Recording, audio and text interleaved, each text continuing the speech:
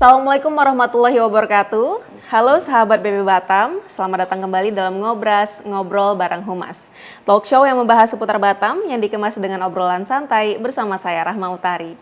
Sahabat BB Batam, pada episode Ngobras Ramadan kali ini, kita akan mendengarkan tausiah Ramadan yang akan disampaikan oleh narasumber kita, Ustadz Ijuddin Abdissalam, dengan mengusung tema Ramadan dan Kepedulian Sosial. Assalamualaikum Ustadz. Assalamualaikum warahmatullahi wabarakatuh. Bagaimana kabarnya hari ini? Alhamdulillah, sehat, baik. Alhamdulillah, Rabbil Alamin. Baik, kepada Ustadz kami persilakan untuk dapat menyampaikan tausiah. Baik. Bismillahirrahmanirrahim. Assalamualaikum warahmatullahi wabarakatuh. Bismillahirrahmanirrahim. Alhamdulillahirabbil alamin alladzi arsala ilaina afdhalar rusulih wa anjala alaina khairal kutubih wa amarna bittiba'il qur'ani was sunnati nabiyyih. Allahumma shalli ala sayidina Muhammad wa ala ali sayidina Muhammad wa ala alihi wa ashabihi wa atba'i amma ba'du. Wa ba'da tahiyah nasykurullah ta'ala jami'an ala ni'ami. Sahabat BB Batam yang dimuliakan Allah Subhanahu wa taala, hadirin pemirsa yang budiman. Kali ini kita tengah berpuasa, mudah-mudahan puasa kita qabul dan makbul, diterima di sisi Allah Subhanahu wa taala. Karena hakikat daripada puasa itu adalah membentuk kesolehan pribadi bagi segenap hamba Allah Subhanahu wa taala. Kali ini kita akan membahas tentang puasa, urgensinya adalah dalam rangka membentuk kepedulian sosial terhadap sesama. Kita memahami bahwa bentuk ibadah itu ada dua. Ada yang sifatnya mahdhoh, ada yang sifatnya ghairu mahdhoh. Satu yang sifatnya langsung kepada Allah, yang kedua melalui perantaraan dengan sesama manusia. Artinya bahwa ada sifatnya vertikal langsung ke Allah, yang kedua ada horizontal dengan sesama manusia, yang dikenal dalam syariat dengan hablum minallah dan hablum minannas. Nah, bulan Ramadan ini, puasa ini melatih kita dua dimensi ibadah. Satu dengan Allah, dua dengan sesama manusia.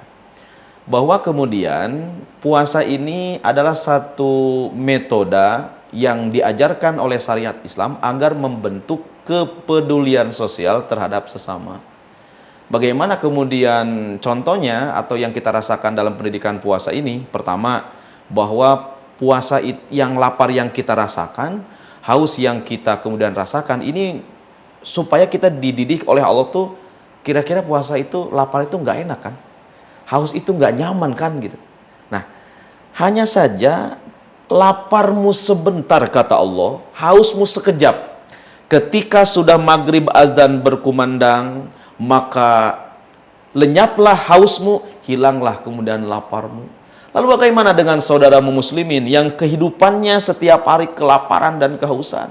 Fakir, miskin, yatim piatu, jompo yang tidak mampu, hari-hari kelaparan. Oleh karena itu dengan puasa selama 30 hari ini mengajarkan kepada kita, tuh kalau hidup tuh bukan hanya untuk sendiri saja. Ada orang lain yang perlu uluran tangan kita, ada orang lain yang perlu bantuan kita. Laparmu tidak enak, hausmu tidak nyaman. Tapi laparmu sebentar, hausmu kejap, saudaramu banyak yang sepanjang hidupnya kelaparan dan kehausan. Maka oleh karena itu, berharap dengan konsep puasa dan pendidikan Ramadan yang kemudian Allah ajarkan kepada kita, lalu tumbuhlah kepedulian sosial. Karena hakikatnya bahwa ibadah sosial ini sangat luar biasa di hadapan Allah Subhanahu wa taala. Yang paling lebih dominan mendapatkan pahala terbesar di hadapan Allah adalah puasa sosial kita dengan sesama. Mau berbagi, mau membantu, kan hakikatnya idkhalul surur fi qalbil mu'minin ibadah. Memberikan kebahagiaan bagi orang lain, memudahkan urusan orang lain, kemudian memberikan jalan bagi orang lain kemudahan, itu nilainya luar biasa di hadapan Allah Subhanahu wa taala. Nah, maka oleh karena itu, seyogianya kita semuanya, mari kita benar-benar laksanakan puasa ini dengan penuh penghayatan, dengan iman yang kokoh, keyakinan yang kuat, ketakwaan yang mumpuni, maka insya Allah terbentuklah diri kita menjadi hamba yang peduli dengan sesama. Karena hakikatnya dibentuk hati kita menjadi yang lemah lembut, bahwa hati yang lembut itu diantara cirinya, kata Imam Abi Hamid Muhammad bin Ahmad Al-Ghazali At-Tusi Al-Hujjatul Islam adalah gampang dan mudah melakukan kebaikan dan mudah melakukan ibadah kepada Allah Subhanahu wa taala. Oleh karena itu, sekali lagi mudah-mudahan ya puasa kita qabul dan makbul. Dan akhirnya tidak cukup juga hanya dengan kita merasakan lapar dan haus, sehingga nanti juga ada namanya kita diperintahkan untuk berbagi melalui zakat fitrah. Bahwa kemudian pesannya adalah harta yang kita miliki bukan sepenuhnya hak kita. Maka ada hak orang lain sedikitnya harus kita tunaikan. Maka dengan memberikan sebagian harta di jalan Allah, memudahkan kepada fakir miskin yang membutuhkan, ini juga nilai-nilai positif daripada pembentukan karakter menjadi manusia yang peduli terhadap sesamanya. Barangkali ini yang bisa disampaikan pada pertemuan kali ini. Semoga ada manfaatnya. Wallahu a'lam bishawab. Assalamualaikum warahmatullahi wabarakatuh. Waalaikumsalam warahmatullahi wabarakatuh. Nah, Pak Ustadz, saya ingin menanyakan beberapa pertanyaan nih. Yang pertama, tadi kan ada Ustadz sampaikan bahwa hubungan kita tuh di manusia di dunia itu hablum minallah dan hablum minanas. Berarti kan solo itu tidak lebih baik daripada kita jamaah nih, Pak. Berarti apakah ibadah yang mengandung segi sosial itu diberi ganjaran yang lebih besar daripada ibadah perseorangan? Apakah benar, Pak Ustadz? Ya, Bismillahirrahmanirrahim. Pertanyaan yang bagus sekali ya. Ada sebuah keterangan dan hadis Rasulullah SAW pernah menyebutkan, irhamu man fil ardi yarhamkumullahu man fis sama. Cintailah makhluk yang ada di bumi, maka penduduk langit akan mencintaimu dan menyayangimu. Benar sekali bahwa nilai pahala dan kebaikan dari bentuk ibadah ini lebih mendominasi besar pahalanya itu terhadap hubungan sosial. Karena secara juga dalam praktek yang lain, misalkan kita bertobat kepada Allah dari dosa yang kita lakukan, maka Allah tidak akan mengampuni dulu dosa seorang hamba sehingga dia sudah beres dulu dengan sesamanya. Sama halnya juga dengan ibadah kepada Allah. Kalau dengan Allah mah mohon maaf gampang sifatnya. Kita ibadah sholat, zikir, baca Quran, berdoa kepada Allah, itu nilainya ibadah. Tapi ada yang lebih besar lagi ibadahnya kata Allah adalah membahagiakan orang lain. Memberi makan kepada yang lapar, memberi minum kepada yang haus, memudahkan urusan mereka yang sulit. Kemudian memberikan jalan bagi mereka yang butuh pertolongan dan jalan. Maka ini luar biasa, pahalanya besar di hadapan Allah Subhanahu wa Ta'ala. Analoginya begini. Antara sodakoh dengan kita menghutangi uang kepada teman kita, saudara kita, sahabat kita, itu pahalanya lebih besar daripada menghutangi hutang. Oh begitu, Ustaz. Begitu, benar. Karena kalau kita sedekah kan kita tidak tahu kadar kebutuhannya seperti apa. Betul. Tapi kalau orang datang ke kita, misalkan, Mbak mohon bantu nih, saya lagi butuh uang, saya belum makan dan seterusnya buat bayarin dan itu nyata kebutuhannya. Pada saat dia butuh, lalu kemudian kita berkemampuan untuk membantu, menolong dengan meminjamkan uang atau dengan memberi, itu kebahagiaan yang sangat luar biasa sekali. Alhamdulillah, seolah-olah mendapatkan apa gitu. Lagi lapar, lagi sulit, lagi mohon maaf bahasa kaminya adalah selagi kepepet, keserempet, mau masuk paret gitu bahasanya. Kira-kira begitu. Ternyata ada orang yang menolong dan membantu. Wah, kita lagi mau tenggelam, ada orang mengulurkan tangan. Itu pahalanya. Maka di situ kadar Allah menyayangi kita itu adalah memberikan pahala besar itu ketika bagaimana barometer ukuran kita adalah ketika membahagiakan orang lain.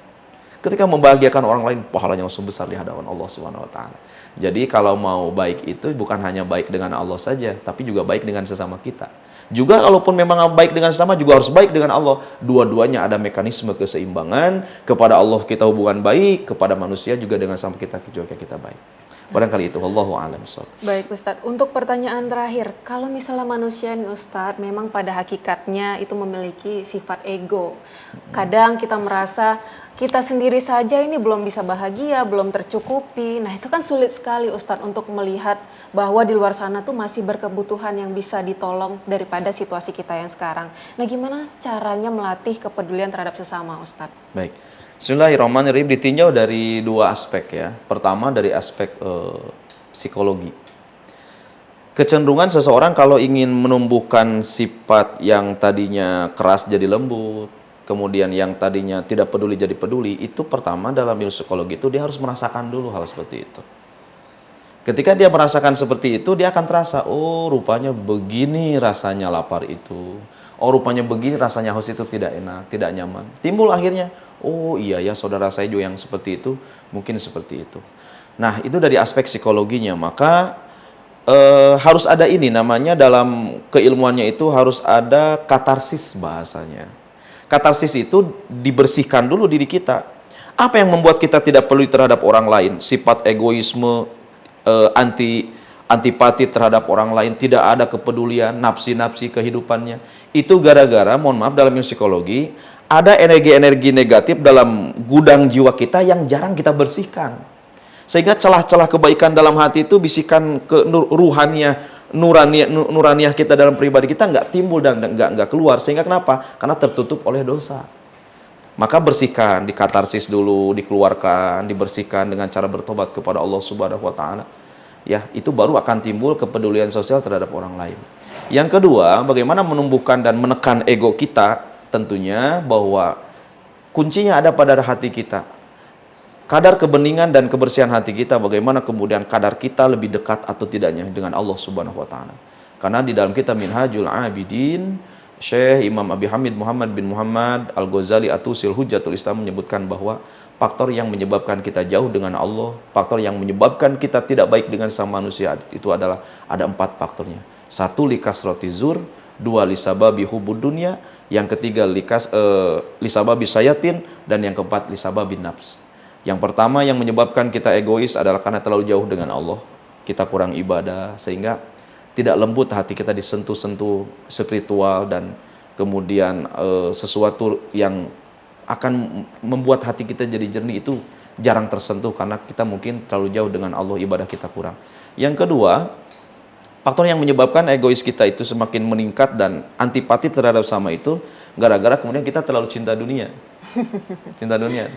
Dunia saja yang dicari-cari, yang dikejar-kejar. Padahal itu sangat, mohon maaf ya, dunia mah gampang ya. Yang penting kita lebih dekat dengan Allah, nanti urusannya akan dijamin, urusan hal-hal dunia oleh Allah Subhanahu wa taala.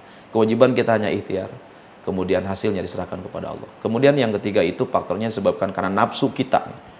Nafsu, karena innan nafsa la'ammaratun bisu. Nafsu kita itu mendorong kepada sesuatu yang buruk saja. Nah, oleh puasa ditekan nafsu kita supaya timbul nanti kepedulian sosial.